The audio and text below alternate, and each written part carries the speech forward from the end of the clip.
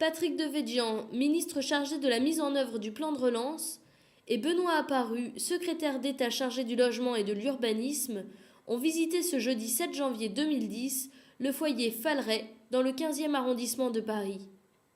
Ce centre d'hébergement, géré par l'association Œuvre Falleret, s'adresse aux femmes en difficulté avec un parcours en psychiatrie. Ce centre d'hébergement fait l'objet d'importants travaux de rénovation, pour un montant de 2 millions d'euros au total, dont 80% sont financés par le plan de relance.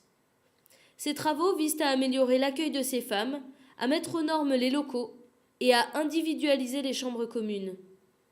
Ils font partie d'un projet global conduit par l'association pour améliorer les conditions d'hébergement et le parcours d'insertion de ces femmes.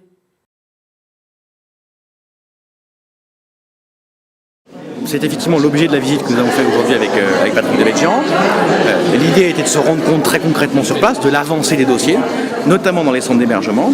Et ici, on a pu effectivement constater que des travaux ont déjà été faits, que notamment les travaux de la chaufferie vont se faire dès 2010 et qu'on va avoir quasiment que des chambres individuelles avec les plus gros des travaux qui se feront sur le courant de l'année 2010. Donc vraiment le cœur de la relance, c'est-à-dire des travaux qui se font tout de suite avec une utilité sociale immédiate.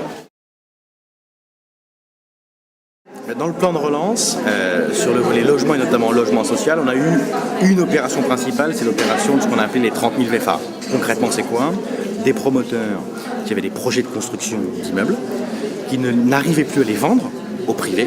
Et donc l'État a pris le relais en disant « Ok, nous on va acheter 30 000 logements sur plan pour être sûr que les immeubles se construisent et donc qu'il y ait de l'emploi derrière. » Ces 30 000 là, ils ont été faits. Dès 2009, ça a été une vraie réussite. Il y avait un autre volet très important, c'est le volet qu'on appelle humanisation des centres d'hébergement. L'une des difficultés qu'on a dans les centres d'hébergement d'urgence ou de réinsertion, c'est que beaucoup de publics ne veulent pas y aller, considérant que c'est pas humain, que vous ne pouvez pas vous retrouver à 50 dans un dortoir. Et donc on a lancé un grand plan d'humanisation avec le plan de relance de 60 millions d'euros. 30 ont déjà engagé, 30 vont l'être dès cette année. Et l'idée est très simple.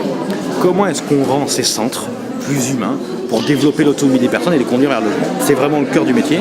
Sans le plan de relance, on aurait mis 10 ans à le faire.